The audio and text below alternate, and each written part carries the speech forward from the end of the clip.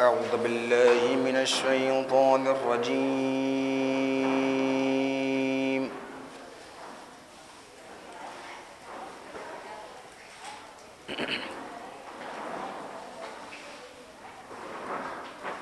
بسم الله الرحمن الرحيم.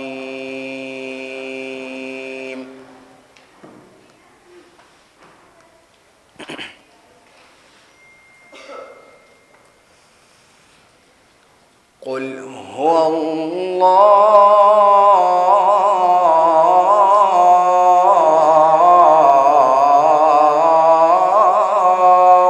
أحد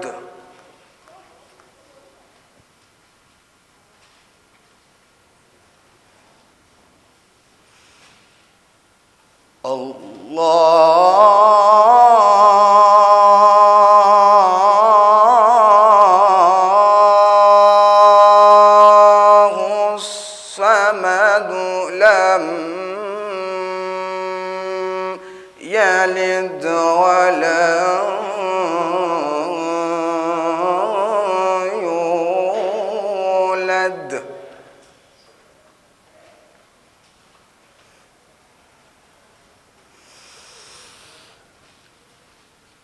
لم يلد ولم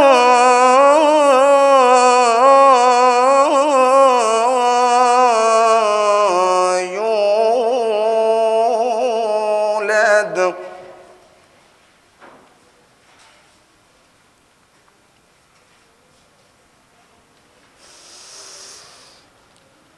لم يلد ولم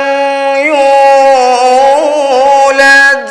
بسم الله الرحمن الرحيم. قل هو الله أحد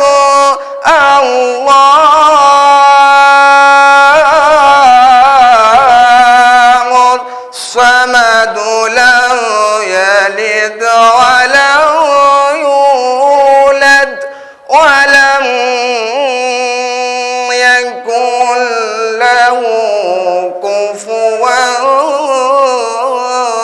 أحد.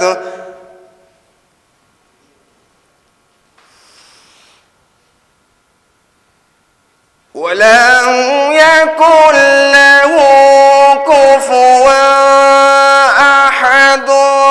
كفوا أحد. كفوا أحد. كفوا أحد.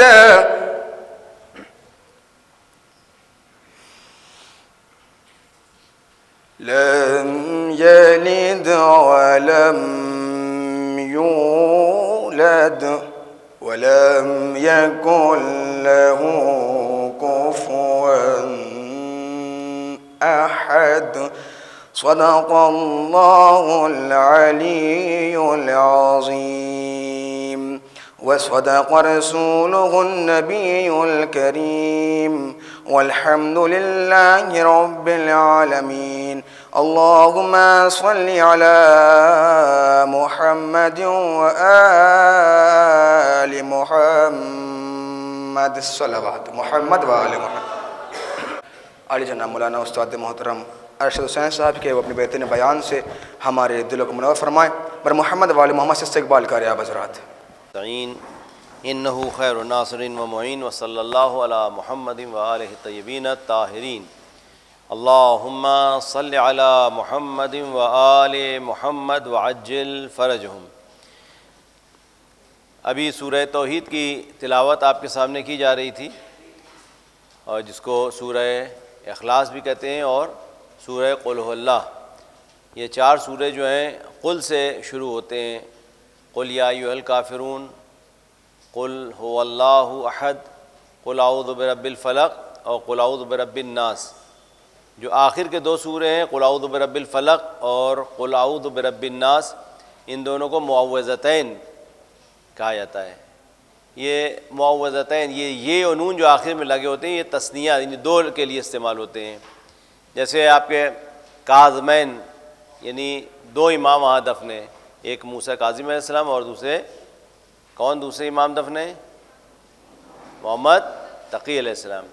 یا مغربین یا ظہرین، اسی طرح سے معوذتین، یہ دو سورے جو اعوذوں سے شروع ہوئے ہیں تو ان کو معوذتین کہا جاتا ہے، سورہ فلق اور سورہ ناس. آج جو ہم لوگ سورہ پڑھ رہے ہیں، جو کل سے ہم لوگوں نے شروع کیا تھا، سورہ توحید یا سورہ اخلاص، جس میں شروع میں پروردگار عالم ارشاد فرما رہا ہے قل هو اللہ احد. احد کے معنی کیا بتائے تھے؟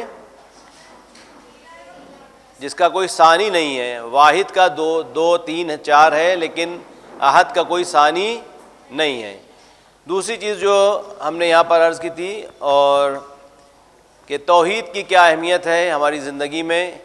توحید حد فاصل ہے کفر و ایمان کے درمیان، اور جب تک انسان کا یقین اور ایمان اللہ پر نہیں ہوگا وہ دائرہ ایمان میں داخل نہیں ہوگا. اور اس کے بعد ہم نے ایک واقعہ امام علی رضا علیہ السلام کے متعلق بیان کیا تھا، حدیث سلسلۃ الذہب کے نام سے، سونے کی زنجیر والا واقعہ، جس میں نیشاپور سے جب آپ گزر رہے تھے تو وہاں اپنے ایک حدیث لوگوں کے اسرار پہ آپ نے ایک حدیث بیان فرمائی. حدیث سلسلۃ الذہب کہا جاتا ہے، یعنی اس میں جتنے بھی راوی ہیں سب معصوم ہستیاں ہیں. امام علی رضا علیہ السلام بھی معصوم، ان کے والد بھی معصوم، ان کے والد بھی معصوم، اور یہ سلسلہ رسول خدا صلی اللہ علیہ وآلہ وسلم تک پہنچتا ہے. اور وہ ارشاد فرماتے ہیں کہ جبرائیل امین میرے پاس یہ حدیث لے کر آئے ہیں جو کہ اللہ کی حدیث قدسی کا آیت ہے. حدیث قدسی وہ حدیث ہے کہ جو قرآن کی آیت نہیں ہے لیکن اللہ کا کلام ہے. بعض پیغمبروں سے اللہ نے مکالمہ کیا تو وہ آیت نہیں کہی جائے گی لیکن حدیث قدسی کہی جائے گی. تو یہ حدیث قدسی کیا تھی؟ کلمۃ لا الہ الا اللہ حصنی. اللہ فرما رہا ہے کلمہ لا الہ الا اللہ میرا قلعہ ہے، فمن دخل حصنی امن من عذابی، جو اس قلعے میں داخل ہو جائے گا وہ میرے عذاب سے محفوظ رہے گا. اور اس کے بعد آپ تھوڑا آگے بڑھے، اس کے بعد پھر آپ نے ارشاد فرمایا بشرطہا و شروطہا وانا من شروطہا، شرط کے ساتھ اور ان شرطوں میں سے میں ایک شرط ہوں، یعنی امام کا ہونا ضروری ہے، توحید کے ساتھ ساتھ ولایت کا ہونا ضروری ہے. اس سورے کو جو سورہ توحید ہے اس کے میں نے کہا تھا کہ 3 حصے ہیں. ایک 1/3 قرآن کہا جاتا ہے اس کو، ایک بار پڑھیں تو 1/3 قرآن کا ثواب، 2/3 ہوتی پورے قرآن کا ثواب. اسی طرح سے اس کو مطابقت دی گئی ہے امیر المومنین علیہ السلام سے. رسول خدا نے فرمایا کہ اے علی تمہاری مثال قرآن کی سی ہے، یعنی اگر کوئی انسان علی کو دل سے مانتا ہے تو گویا کہ 1/3 ایمان پر اور علی سے محبت کرتا ہے. اگر زبان سے بھی، کیونکہ یہ ایمان کے 3 اسٹیج ہیں، تصدیق بالقلب، یعنی اللہ پر بھی اگر ہم کو ایمان ہے تو تصدیق بالقلب، دل سے ہم اس کو مانے کہ وہ خدا ہے.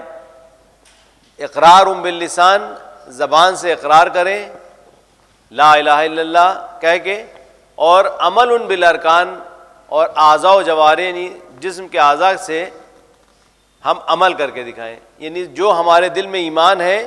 اسی لیے آپ دیکھیے قرآن میں جہاں جہاں ایمان کا لفظ آیا ہے وہاں پر عمل کا بھی لفظ آیا ہے. سورہ عصر، بسم اللہ الرحمن الرحیم، والعصر ان الانسان لفی خسر الا الذین آمنوا وعملوا الصالحات، یعنی ایمان اور عمل صالح کا جوڑ اس طرح سے ہے، یہ دونوں الگ نہیں ہیں. جہاں ایمان ہے تو ایمان کا جو ظاہر کرنا ہے وہ کیسے؟ عمل کے ذریعے سے. یعنی اگر ہمارے دل میں ایمان ہے یا کسی کے ہم کو دیکھنا ہے کہ اس کے دل میں کیا ہے، آیا ایمان ہے یا منافقت ہے، تو ہم کیسے دیکھیں گے؟ اس کے عمل کے ذریعے سے.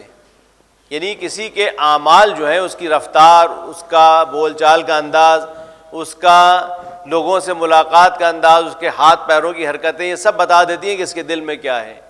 وہ لاکھ کہہ رہا ہو کہ ہم اچھے انسان ہیں، اس کے اعمال بتا دیں گے کہ اس کے دل میں مثلا منافقت ہے یا ایمان ہے. تو ایمان کا اظہار اگر ہے تو عمل صالح کے ذریعے سے. عمل یعنی اگر اللہ پر ایمان ہے تو اللہ کہہ رہا ہے ایمان ہی نہیں کافی ہے، اس کو ظاہر بھی کرو اس ایمان کو. اور اس ایمان کو ظاہر کیسے کریں؟ عمل کے ذریعے سے۔ عمل کون سا؟ عمل صالح، اچھے اعمال، یعنی ایمان جو ہے اللہ پر وہ ہم کو دعوت دیتا ہے اچھے اعمال کی طرف۔ اچھے اعمال جب ہم کریں گے تو اس سے ظاہر ہوا کہ ہمارے دل میں ایمان ہے، اور اگر ہم اچھے اعمال نہیں کر رہے ہیں اور کہہ رہے ہیں ہم اللہ پہ ایمان رکھتے ہیں تو اس کا مطلب ایمان میں کچھ کمی ہے۔ تو ایمان کی تین حصے، پہلے دل سے تصدیق کریں، زبان سے اقرار کریں، اور عمل ارکان کے ذریعے سے۔ اسی طرح امیر المومنین صلی اللہ علیہ وسلم سے دل سے تصدیق، ان سے محبت، دل میں ان کی محبت، زبان سے اقرار کہ ہم مولا کے چاہنے والے ہیں، ہمارا مولا علی ہے، اور عمل بالارکان یعنی جو انہوں نے فرمایا ہے، جو ان کی سیرت ہے اس پر ہم عمل کریں۔ خالی ہم زبان سے نہ کہیں کہ ہم مولا کے چاہنے والے ہیں، بلکہ عمل کے ذریعے سے بھی ہم ان کی پیروی کریں، اور جتنا ہم ان سے عمل، ان کے قدم بہ قدم ان سے ملاتے جائیں گے، اتنا ہی وہ ہم کو ایمان کے درجے تک، جیسے کہ 8-9 درجے پر اور 10 درجے کی ایمان، جناب سلمان فارسی 10 درجے کے ایمان پر، تو یہ عمل جتنا امیر المومنین علی بن ابی طالب سے مطابقت کرتا جاتا ہے، اتنا عمل، اتنا ایمان بھی بلند ہوتا جاتا ہے۔ تو توحید کے ساتھ ساتھ ولایت بھی ضروری ہے۔ ائمہ معصومین جو ہیں ہم کو خدا کی شناخت کراتے ہیں۔ اب یہ دعائیں جو ہمارے پاس ہیں، صحیفہ سجادیہ کی دعائیں یا ائمہ معصومین کی جو دعائیں، امیر المومنین کی دعائیں، مناجات جو آپ یا مسجد کوفہ آپ کے پاس ہے، مسجد کوفہ میں ایک جگہ تھی جہاں پہ آپ مناجات پڑھتے رہتے تھے، اس جگہ کا نام ہی یہاں پہ امیر المومنین صاحب مناجات پڑھتے تھے۔ الہ مولائی یا مولائی انت المالک وانا المملوک وہل یرحم المملوک الا المالک، مولائی یا مولائی انت العالم وانا الجاہل وہل یرحم الجاہل الا العالم، مولائی یا مولائی انت القادر وانا یہ پوری مناجات ہے امیر المومنین صاحب کی۔ تو یہ مناجات جو ہے ہم کو بتاتی ہے کہ ہم خدا سے، ائمہ معصومین ہم کو قریب کراتے ہیں، خدا کو پہچانواتے ہیں۔ خدا کو اگر ہم پہچاننا چاہیں اپنے کم علمی سے تو ہرگز ہم خدا کو نہیں پہچان سکتے اگر یہ ہستیاں نہ ہوتی۔ دعائے کمیل، دعائے ابو حمزہ صومالی جو ماہ مبارک رمضان میں پڑھی جاتی ہے، دعائے صحیفہ سجادیہ کی جو دعائیں ہیں، ہینری کاربن نام کا ایک بہت بڑا فلسفی گزرا ہے، وہ جرمن کا تھا، ہیری کاربن، اس کا نام آپ لوگ سرچ کریے آپ مل جائے گا۔ وہ آیت اللہ طباطبائی برجردی، آیت اللہ برجردی کے پاس آتا رہتا تھا، اور اس کو جستجو تھی شیعہ مذہب میں اور ائمہ معصومین کے بارے میں جانکاری حاصل کرنے کے لیے وہ آتا رہتا تھا، شیعہ مذہب کے بارے میں جانکاری حاصل کرنے کے لیے آتا تھا۔ تو وہ کہتا ہے، یعنی ہیری کاربن وہ مسلمان نہیں تھا، لیکن صحیفہ سجادیہ پر اس کو اتنا یقین تھا، کہتا تھا اس کے اندر وہ دعائیں ہیں کہ جو آپ لوگ اس کو سمجھ نہیں سکتے اس میں کیا بیان کیا گیا ہے۔ یہ کون کہہ رہا ہے؟ ہیری کاربن، جو ایک کرسچن تھا، فلسفی تھا، بہت بڑا فلسفی تھا۔ وہ آتا تھا آیت اللہ برجردی پر، وہ اس کا ایک یہ بھی اسٹیٹمنٹ ہے، اس کا بیان ہے کہ آپ لوگ کے پاس، یعنی شیعوں کے پاس دو چیزیں بہت نایاب چیزیں ہیں، ایک کربلا، کہ آپ کربلا سے آپ کو حوصلہ ملتا ہے، موٹیویشن ملتا ہے، اور ایک آپ کا جو یقین اور ایمان ہے کس پر؟ امام زمانہ پر، ان سے آپ کو امید ملتی ہے۔ تو یہ دو چیزیں جو ہیں آپ پر نایاب چیزیں ہیں۔ تو یہ دعائیں جو ہیں ان کو ہم کو پڑھنا چاہیے، ہم کو وقت دینا چاہیے، تھوڑا وقت نکال کر ہم کو، جس طرح سے قرآن پہ ہم کام کر رہے ہیں، قرآن پڑھ رہے ہیں، اسی طرح سے ہم کو دعاؤں پر بھی توجہ دینا چاہیے، اور دعائیں بھی یہ نایاب دعائیں خزانہ ہیں ہمارے پاس۔ صحیفہ سجادیہ، زبور آل محمد کہا جاتا ہے صحیفہ سجادیہ کو۔ صحیفہ سجادیہ کی خاصیت یہ بھی ہے کہ سند کے اعتبار سے، یعنی اوتھینٹسٹیز کی یہ ہے کہ امام صادق علیہ السلام نے فرمایا ہے، اللہم صلی علی محمد وآل محمد، آپ فرماتے ہیں کہ یہ وہی دعائیں ہیں بیان ہی کہ جو ہمارے جد سید الساجدین یعنی امام زین العابدین صاحب نے ارشاد فرمائی ہیں، اور اس میں ایک زیر و زبر کا بھی فرق نہیں ہوا ہے۔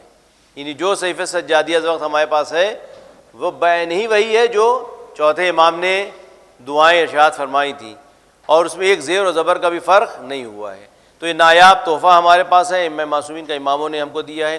تو ان کی دعائیں آپ پڑھیے تو یہ ہم کو اللہ سے نزدیک کرتے ہیں، خدا کی شناخت کراتے ہیں۔ یا من دل علی ذاتہ بذاتہ وتنزہ عن مجانست مخلوقات، اے وہ کہ جس نے اپنی ذات اب خود دلیل بنائے، خود پہچانوایا، اپنے آپ کو خود سے پہچانوایا ہے. یعنی ہم جو ہے پہچانتے ہیں، کوئی سورس لیتے ہیں. ائمہ معصومین نے کسی سورس سے نہیں، خدا کو بذات خود پہچانا ہے، یعنی خدا کو خدائیت سے اس کی پہچانا ہے. ہم آسمان میں ستارے اور چاند دیکھ کے پہچانتے ہیں کہ یہ اس کو خلق کرنے والا خدا ہے.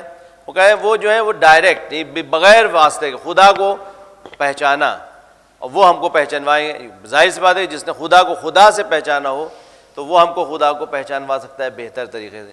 تو معصومین علیہ السلام کو اگر ہٹا دے بیچ سے تو ہم خدا کی شناخت حاصل نہیں کر سکتے کما اس کی شناخت حاصل کرنا جیسے اس کو پہچاننا چاہیے. معرفت اللہ کی بہت ضروری ہے.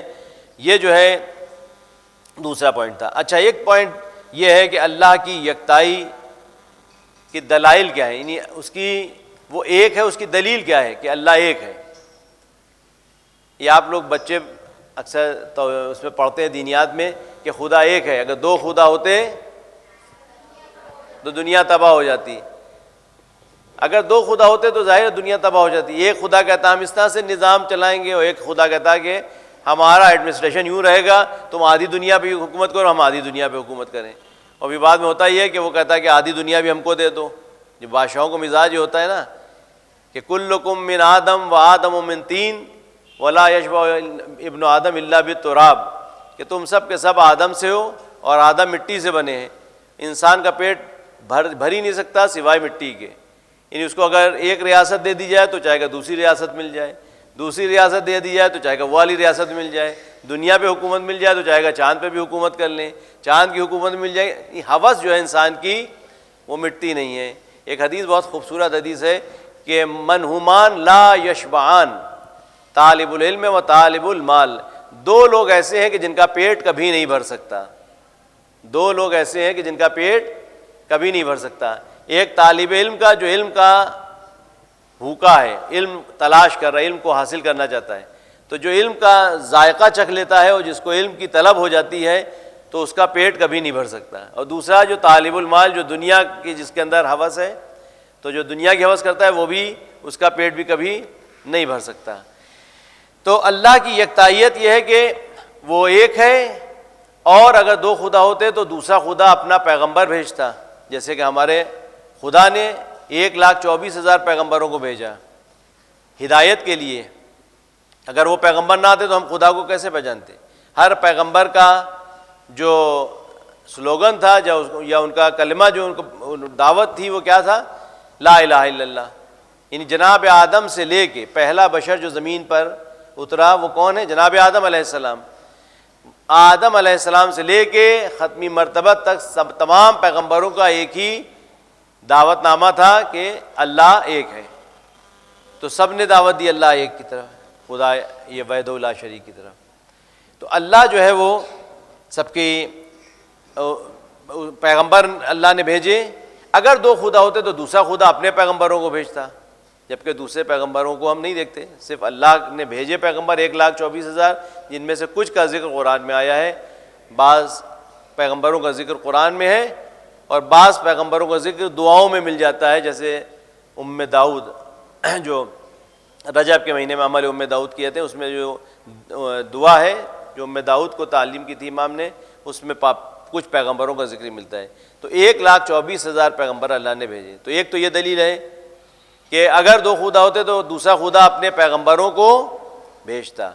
دوسری دلیل یہ ہے کہ نظام کا اپنے صحیح ڈھنگ سے چلنا، یہ پوری کائنات کا نظام جو ہے وہ کب سے چل رہا ہے. آپ سوچئے، تصور کریے کہ یہ چاند جو ہم دیکھ رہے ہیں، اس چاند کو جناب آدم نے بھی دیکھا ہوگا. کبھی آپ سوچئے بیٹھ کر، عجیب سا لگے گا نا. یہ سورج ہم دیکھ رہے ہیں کہ اس کو امام حسین علیہ السلام نے بھی دیکھا، اس سورج کو امیر المومنین علیہ السلام نے بھی دیکھا، اس سورج کو جناب ابراہیم نے بھی دیکھا، اور آج ہم بھی دیکھ رہے ہیں سورج کو. کب سے چل رہا ہے سورج؟ اچھا، وہی نظام چل رہا ہے جو اللہ نے بنایا ہے. کبھی ایسا نہیں ہوا کہ سورج اپنی جگہ سے ہٹ گیا ہو. والشمس تجری لمستقر لہا، اللہ نے جو اس کا مقام مقرر کیا ہے بس وہیں پر وہ اسی رفتار سے ویسے ہی چل رہا ہے. ہر چیز کو اللہ نے خلق کیا، ہدایت دی. قال من ربکم، قال ربنا الذی خلق آتا کل شیء خلقہ ثم ہدی. فرعون نے حضرت موسیٰ سے پوچھا کہ تمہارا خدا کون ہے؟ جو تم خدا کا دعویٰ کر رہے ہو خدا تمہارا خدا کون ہے؟ تو جناب موسیٰ نے جواب دیا قال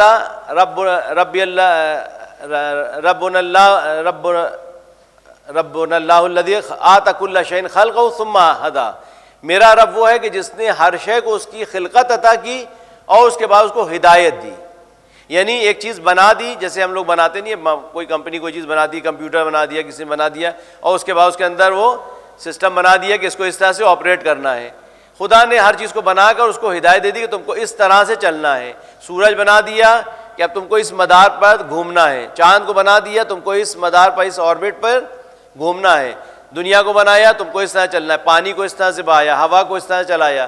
ہر چیز جیسے اللہ نے خلق کی تھی ویسے ہی چل رہی ہے. تو یہ نظام کون چلا رہا ہے؟ کوئی تو ہے جو اس نظام کو چلا رہا ہے. یہ اپنے آپ چل رہا ہے. کیا ہو سکتا ہے کہ نظام اپنے آپ چلے؟ ممکن ہے کہ پورا کہہ دیں گے بھئی یہ ایک نیچر ہے اور نیچر نے اپنے آپ کو ایسے بنا لیا اور وہ نیچر اپنے آپ چل رہا ہے. کیا ممکن ہے اس طرح سے؟ نہیں ممکن ہے. کوئی بھی چیز بغیر چلانے والے کے چل نہیں سکتی. یہ ایک بہت معمولی سی مثال ہے کہ جو آپ کے سامنے ہم یہاں پہ موجود اس کمرے میں دیکھیے، اس ہال میں یہ لائٹ جل رہی ہے تو اس کو کوئی نہ کوئی طاقت جلا رہی ہے. یہ پتیاں جو ہل رہی ہیں تو پتیوں کو کوئی نہ کوئی چیز ہلا رہی ہے، وہ ہوا ہے. ہم دیکھ نہ سکیں لیکن کوئی نہ کوئی چیز ہے جو کاز اور ایفیکٹ والی چیز ہے، ہم نے کل بتایا تھا. تو ہر شے کو کوئی نہ کوئی کاز حرکت دے رہا ہے. تو اتنی بڑی کائنات کیسے ممکن ہے کہ اپنے آپ بن کر تیار ہو جائے؟ یہ سب کے سب اللہ نے خلق کیا. اچھا، یہ نظام جو ہے وہ خدا کا بنایا ہوا نظام ہے. اچھا، اب انسان کے اندر جو نظام کی جو یہ اللہ کا جو نظام خدا نے انسان کو دیا ہے، بنایا ہے. خدا ایک روایت میں ہے من عرف نفسہ فقط عرف ربہ. جو خود کو پہچان لے گا، جو خود کی معرفت حاصل کر لے گا، وہ اپنے رب کی معرفت حاصل کر لے گا. ایک بہت اچھی حدیث ہے امیر المومنین صاحب کی. حدیث کیا ہے؟ نہج البلاغہ کا ایک کوٹیشن ہے. وہ اس امام فرماتے ہیں اعجبوا لہذا الانسان. آپ دیکھیے ذرا غور کریے کہ اللہ نے انسان کو کیسا خلق کیا ہے. اعجبوا لہذا الانسان، تعجب کرو اس انسان پر. یسمع ینظر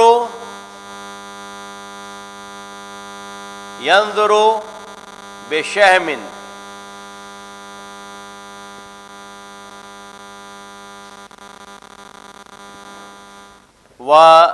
ویتکلم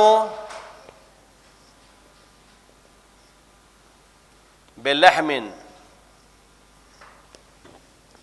ویسمع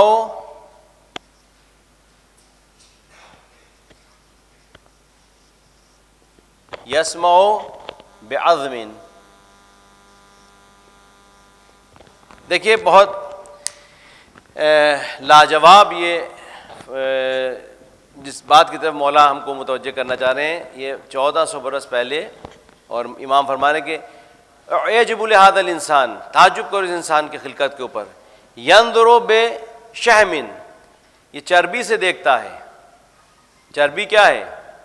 اگر ہم 1 کلو چربی لا کے یہاں رکھ دیں تو اس سے کہیں دیکھو، دیکھے گی چربی؟ تو چربی سے دیکھنا یہ خصوصیت نہیں ہے، بلکہ چربی میں یہ صلاحیت پیدا ہو جائے کہ وہ دیکھنے لگے.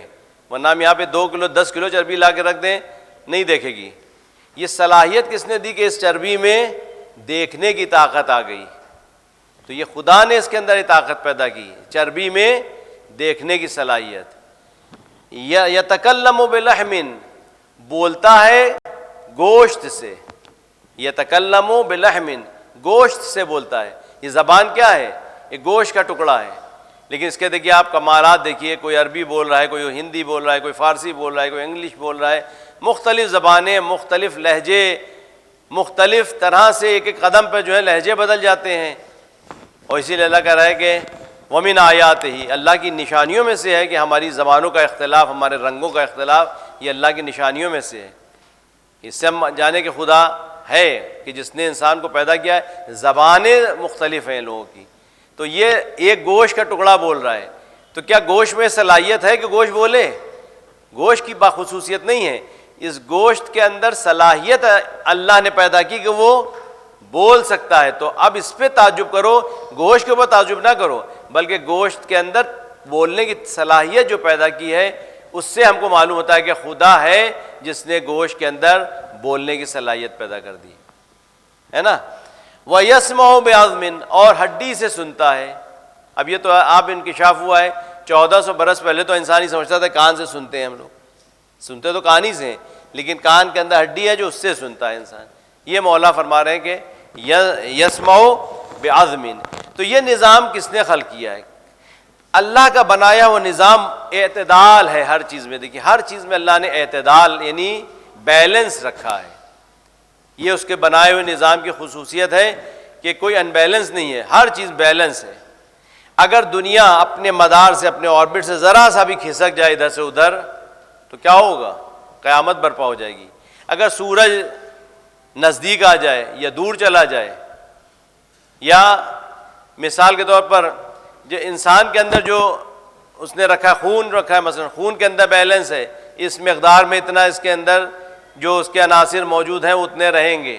اگر ذرا سا بڑھ جائے بلڈ پریشر کتنا رہے گا؟ اتنا نارمل رہے گا. اگر بڑھ گیا تو مشکل، کم ہو گیا تو مشکل. اعتدال، ہر چیز میں اعتدال، ہر چیز بیلنس ہے.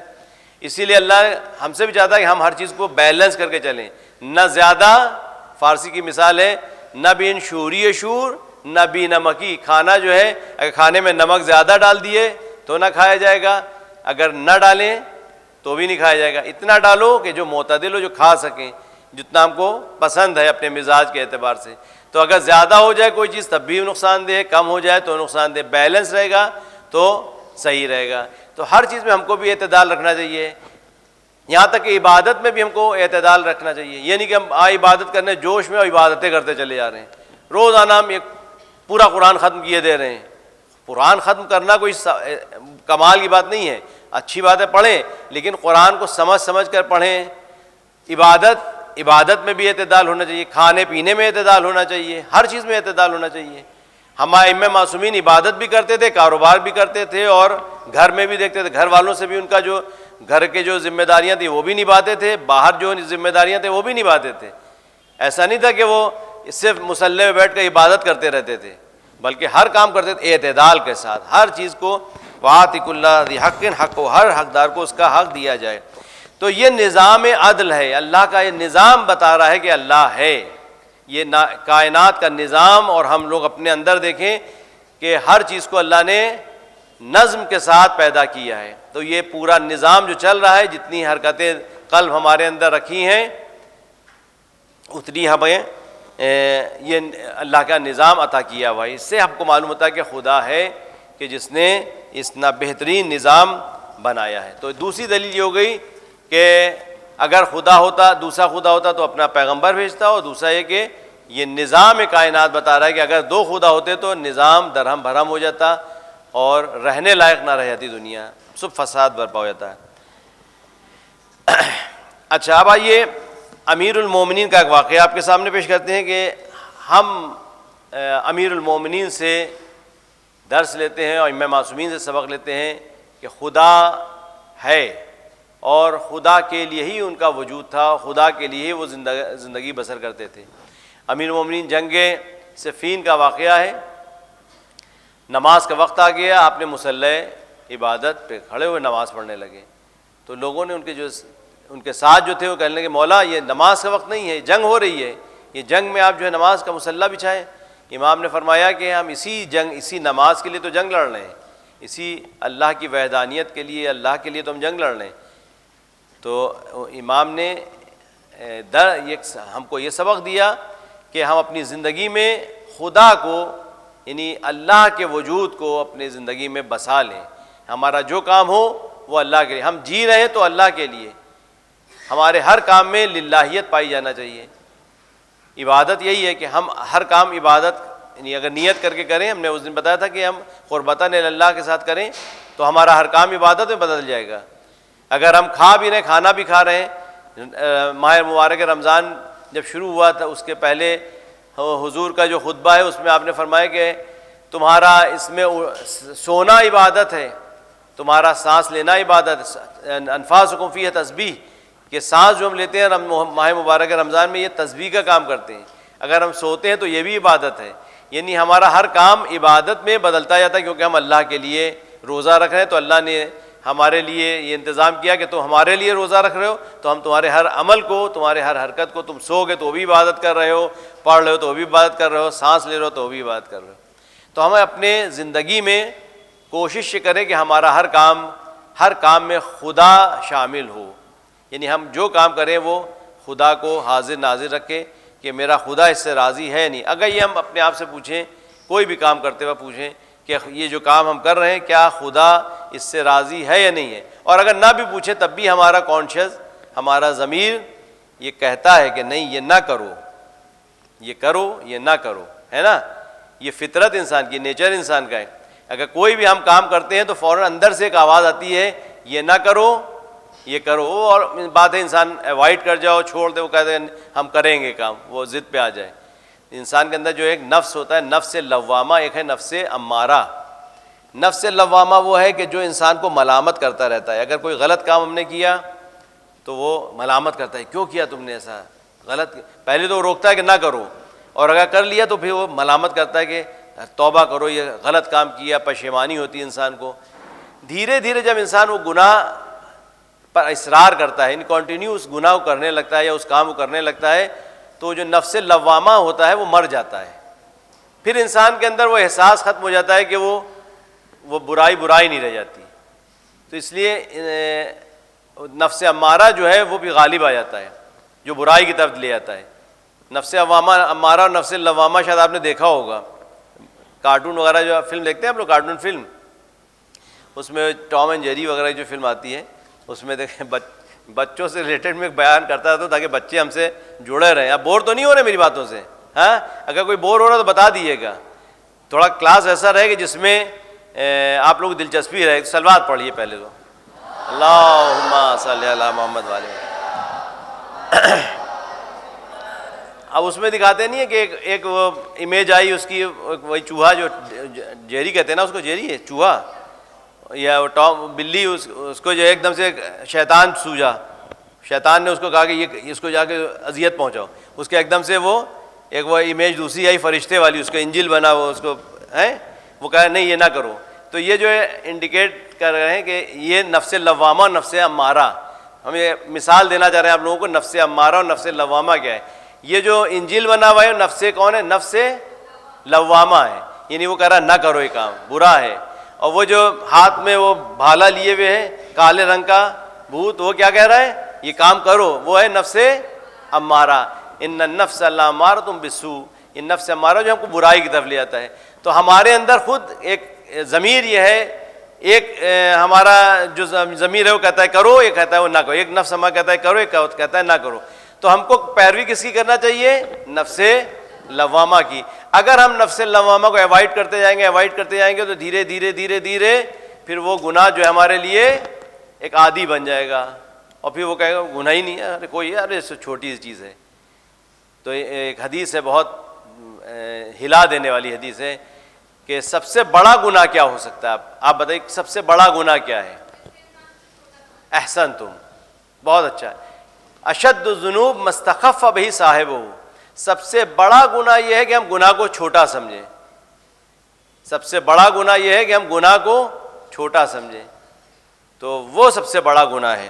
لہٰذا ہم کو اس بات کا تو دھیان چاہیے کہ ہم جو ہے اپنی زندگی میں خدا کو ہمیشہ حاضر و ناظر رکھیں۔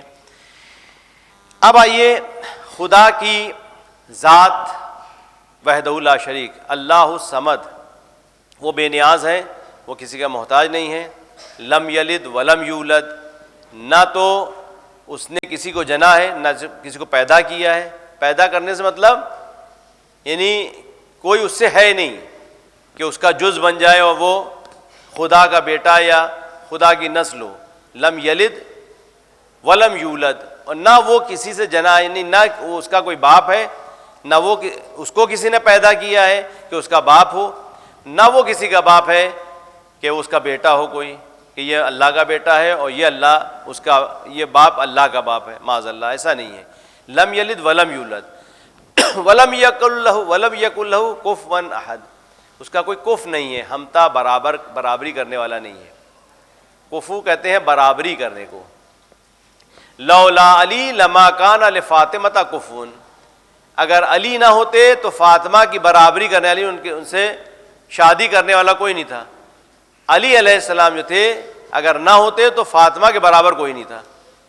تو جناب فاطمہ زہرا جو کہ کف کون ہے؟ علی ابن ابی طالب ہے۔ تو لم یکن لہ کفوا احد، خدا کا کوئی برابر نہیں ہے، خدا کی کوئی برابری کرنے والا نہیں ہے، خدا کے ساتھ ہم کسی کو نہیں جوڑ سکتے۔ خدا کی ذات اور صفات، توحید ذاتی اور توحید صفاتی کہا جاتا ہے اس کو، توحید ذاتی اور توحید صفاتی۔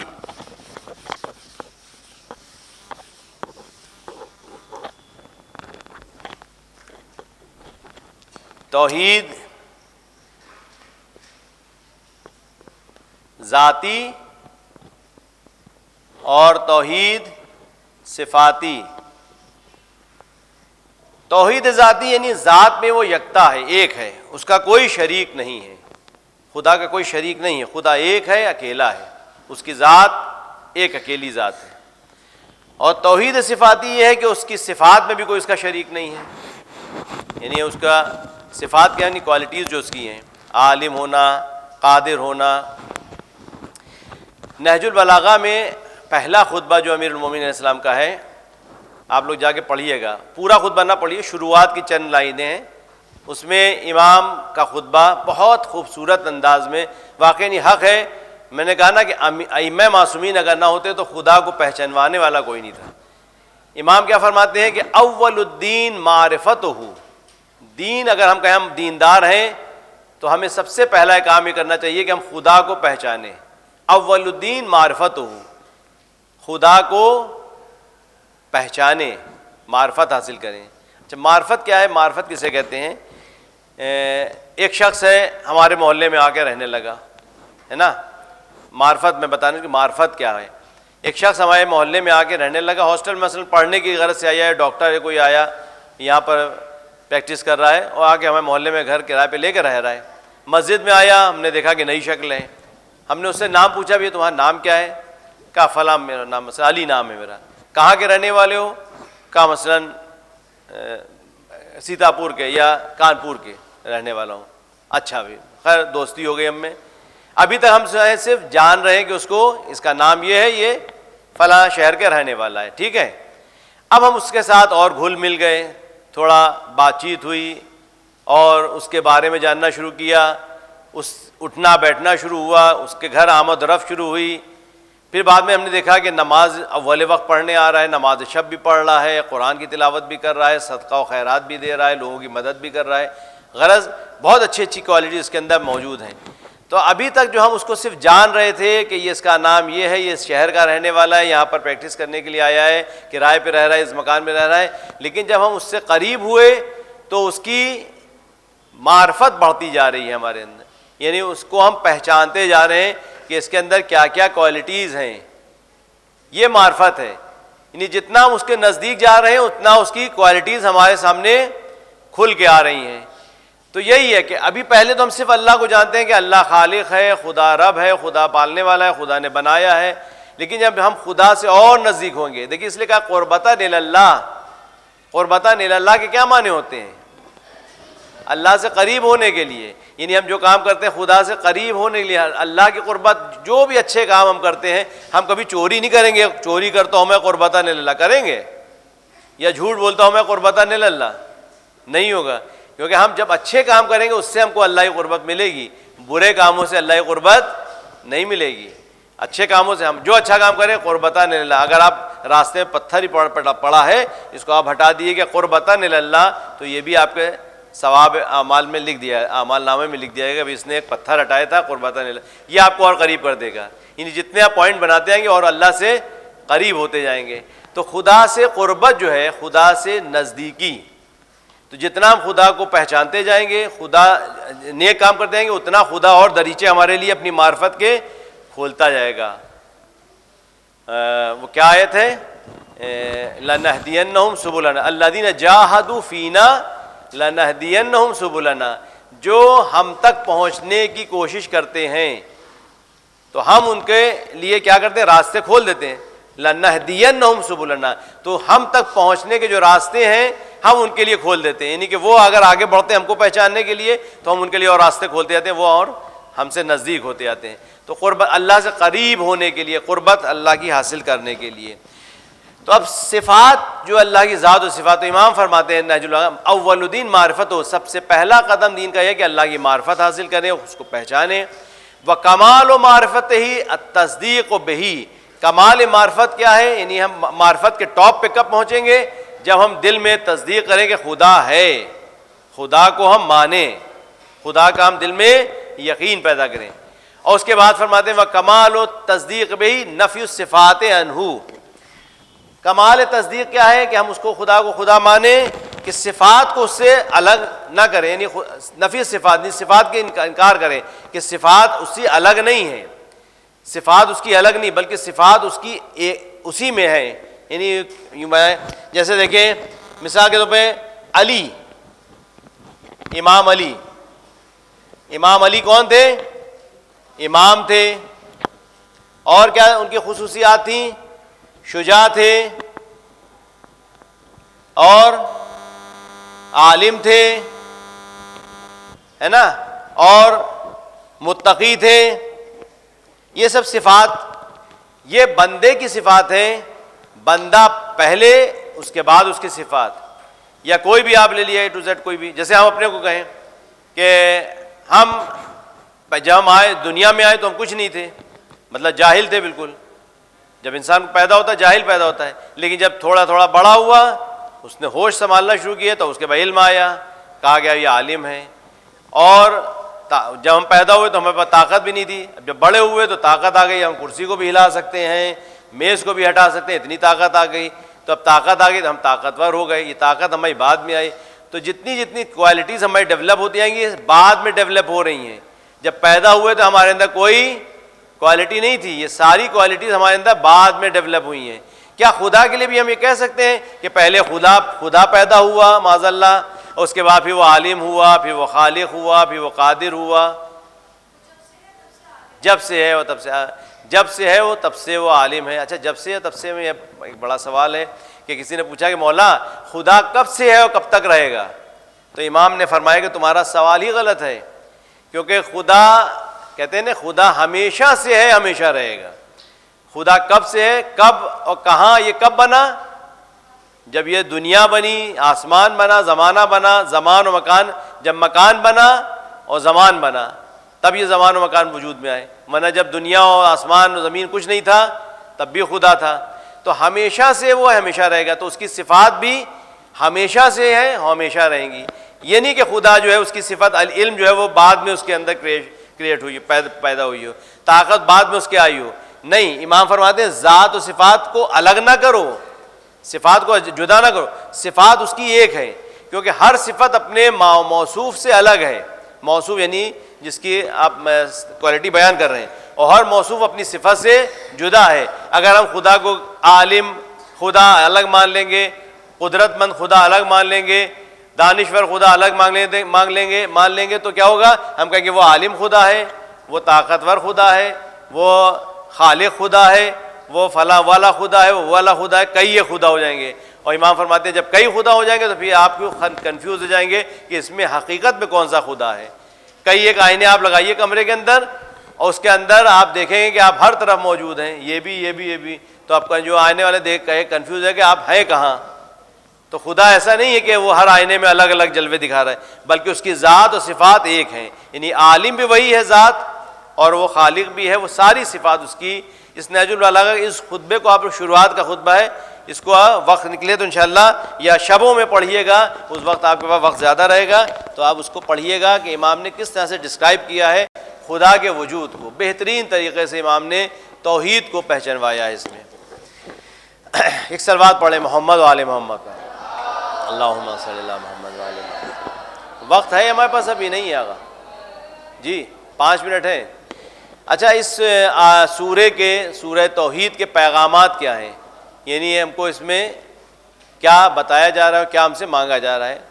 پہلی چیز یہ کہ انبیاء وحی کے امانت دار ہیں، پیغمبر خیانت نہیں کرتے، جو اللہ نے ان کو دیا ہے وہ پہنچاتے ہیں، پیغمبر کبھی خیانت نہیں کرتے پیغام پہنچانے میں، جو اللہ نے کہا ہے وہ بندوں تک پہنچاتے ہیں۔ اسی لیے اللہ کہہ رہا ہے قل، اے رسول کہہ دیجئے، یعنی اللہ کو اعتماد ہے کہ میرا رسول کبھی غلط بیانی نہیں کرے، جو میں کہہ رہا ہوں وہی کہے گا۔ اس کے بعد دوسرا پیغام یہ ہے کہ اللہ ہر جگہ موجود ہے، کوئی بھی جگہ اس سے خالی نہیں ہے، مگر آنکھوں سے نظر نہیں آتا، وہ ہے ہر جگہ لیکن دکھائی نہیں دیتا۔ امام علیہ السلام سے پوچھا کہ مولا آپ نے خدا کو دیکھا ہے؟ تو امام نے جواب دیا لم اعبد ربا لم ارا، میں اس رب کی عبادت نہیں کرتا جس کو میں نے دیکھا نہیں، یعنی میں نے اپنے رب کو دیکھا ہے۔ اب تعجب نہیں ہوگا، مولا نے دیکھا، اللہ کا تو جسم ہے نہیں، اللہ کیسے دکھائی دے گا؟ تو امام نے فرمایا کہ ان آنکھوں سے نہیں بلکہ دل کی نگاہوں سے دیکھا ہے، معرفت کی نگاہ سے دیکھا ہے۔ یعنی اگر ہم خدا کو محسوس کرنا چاہیں تو خدا دکھائی نہیں دے گا یہاں پر ہم کو، لیکن خدا کا وجود ہم اس کے جو آثار موجود ہیں دنیا میں، کائنات میں، ہم آپ سب، یہ سب اللہ کی نشانیاں ہیں اور یہ سب اللہ کے وجود پر دلالت کرتی ہیں اور رہنمائی کرتی ہیں۔ عقیدے سے متعلق سوالات کا جواب دینا چاہیے، کوئی عقیدے سے متعلق آپ کا عقیدہ کیا ہے، تو اس سے دیکھیے سب سے بڑی چیز ہے کہ ہم عقیدے تو بنا لیتے ہیں، عقیدے تو ہم مانتے ہیں، لیکن اس کا جواب بھی ہونا چاہیے کہ ہم اللہ کو ایک مانتے ہیں تو کیوں مانتے ہیں۔ اصول دین میں تقلید نہیں ہے، فروع دین میں تقلید ہے، فروع نماز کیسے پڑھیں، روزہ کیسے پڑھیں، لیکن اصول دین میں تقلید نہیں ہے۔ اللہ ایک ہے، اصول دین کتنے ہیں؟ توحید، عدل، نبوت، امامت، قیامت، ان میں تقلید نہیں ہے، ان میں آپ کو آرگومنٹ اپنے دلائل خود بیان کرنا ہے۔ خدا کو آپ یہ کیسے مانتے ہیں، خدا کو عادل مانتے ہیں، کیوں مانتے ہیں آپ؟ اگر کوئی آپ سے پوچھے تو آپ کے پاس خود دلیل ہونا چاہیے، اپنے عقیدوں کو ظاہر کرنا چاہیے کہ ہم خدا پر یقین رکھتے ہیں، خدا ایک ہے اور وہ عادل ہے، اس کی دلیل بھی ہمارے پاس ہے، اور نبوت کا ہونا بھی ضروری ہے، کیونکہ جب خدا ہے تو اپنے پیغام کو پہنچانے کے لیے وہ خود آئے گا نہیں، نہ وہ دیکھا جا سکتا ہے، نہ وہ اس کو کوئی دیکھ سکتا ہے، نہ اس کو بیان کر سکتا ہے کیسا ہے وہ، تو وہ خود نہیں آئے گا تو اپنے پیغمبروں کو بھیجے گا، پیغمبروں کا ہونا ضروری ہے، پیغمبروں کے بعد اماموں کا ہونا ضروری ہے کہ پیغمبروں کا سلسلہ تو ختم ہو جائے گا تو اس کے بعد امامت کا سلسلہ ضروری ہے، اور ایک دن قیامت ہونا چاہیے تاکہ جو اعمال، اچھے اعمال کرنے والوں کو ان کے اعمال کا انعام دیا جا سکے، اور جو برے لوگ ہیں ان کے برائی کا، اگر کوئی برائی کرتا ہے، کیا ممکن ہے یزید کو اس دنیا میں سزا دی جا سکے؟ کیا ممکن ہے کہ امام حسین علیہ السلام نے جو قربانی دی تھی اس کا صلہ ان کو اس دنیا میں دیا جا سکے؟ ممکن ہی نہیں ہے، کیونکہ یزید نے اگر ایک انسان کو قتل کیا ہوتا تو کہا جا سکتا تھا کہ بھئی اس کو قتل کر دو، اس کا سزا ہو گئی۔ اس نے کتنے بے گناہوں کو قتل کیا، ایسی اور ظالم، کہ ظالم کو اس کے ظلم کی سزا دنیا میں ممکن ہی نہیں ہے، عقل نہیں قبول کرتی اس بات کو، اور اچھے انسان کو اس کے نیک اعمال کی جزا اس دنیا میں ممکن نہیں ہے۔ لہٰذا ایک ایسا دن ہونا چاہیے، ایک ایسی جگہ ہونا چاہیے کہ جہاں ظالم کو بھرپور طریقے سے اس کا مزہ چکھایا جائے اس کے ظلم کا، اور جو اچھا انسان ہے اس کو بھرپور طریقے سے اس کے نیکیوں کا صلہ دیا جائے، وہ قیامت کا دن ہے۔ تو یہ عقل کہتی ہے کہ قیامت ہونا چاہیے تاکہ قیامت میں اچھے انسانوں کو صلہ اور برے انسانوں کو سزا دی جا سکے۔ اللہ ہر چیز میں یکتا ہے اور وہ تنہا ہے۔ اگر وقت ختم ہو گیا، 2 منٹ ہے، چلیے، برکت ہو گئی، وقت میں برکت ہوتی ہے۔ کہتے ہیں جو اللہ کے لیے جو کام ہوتا ہے اس میں برکت ہوتی ہے۔ ہمیشہ دعا کیا کریے پروردگار برکت عطا کر، عمر میں برکت دے، مال میں برکت دے، کثرت نہیں، کثرت تو بہت سے لوگوں کا پیسہ ہے لیکن برکت کچھ لوگوں کے پاس ہوتی ہے۔ جناب فاطمہ زہرا کی عمر 18 سال تھی لیکن برکت دیکھیے کتنی ہے کہ ماشاءاللہ آج پوری دنیا میں سعادات موجود ہیں، اور ان کا جناب فاطمہ زہرا کے فیض آج تک جاری ہے۔ تو برکت ہمیشہ دعا کرنا چاہیے، اللہ کے کاموں میں برکت ہوتی ہے۔ تو یہ پیغامات ہیں، اللہ ہر چیز میں یکتا ہے، ذات میں، صفات میں، علم میں، قدرت میں، ہر چیز میں وہ تنہا اور یکتا ہے، کسی کو ہم اس سے کمپیئر نہیں کر سکتے۔ حتیٰ معصومین کو ہم یہ نہیں کہہ سکتے معاذ اللہ کے خدا ہیں۔ اگر کوئی کہے کہ علی خدا ہے تو معاذ اللہ، خود امام فرما رہے ہیں نہج البلاغہ میں، حلق فیہا رجلان محب قال و مبغض قال، میری ذات کو لے کے دو لوگ ہلاک ہو جائیں گے. امام فرما رہے ہیں ہلاک، امام فرما رہے ہیں ہلاک ہیں وہ دو لوگ میری ذات میں. کون لوگ؟ محب مبغض قال، جو میرے بغض میں میری فضیلتوں کو کم کرے اور مجھے نیچا دکھانا چاہے، وہ بھی ہلاک ہے. وہ محب غال، اور جو میری محبت میں غالی بن جائے یعنی نصیری بن جائے اور مجھے خدا بنا دے. تو نہ میں خدا ہوں اور نہ مجھے جو اگر فضیلتوں سے گھٹایا جائے تو وہ اپنے لیے جہنم بنا رہا ہے، وہ ہلاک ہے. وہ دونوں لوگ ہلاک ہیں، چاہے وہ نصیری ہوں چاہے وہ بغض رکھنے والے ہوں. تو علی علیہ السلام خدا نہیں ہے بلکہ خدا تک پہنچانے والے اور خدا کو پہچانوانے والے ہیں. والسلام علیکم ورحمۃ اللہ وبرکاتہ. اللہم صلی علی محمد و آلہ.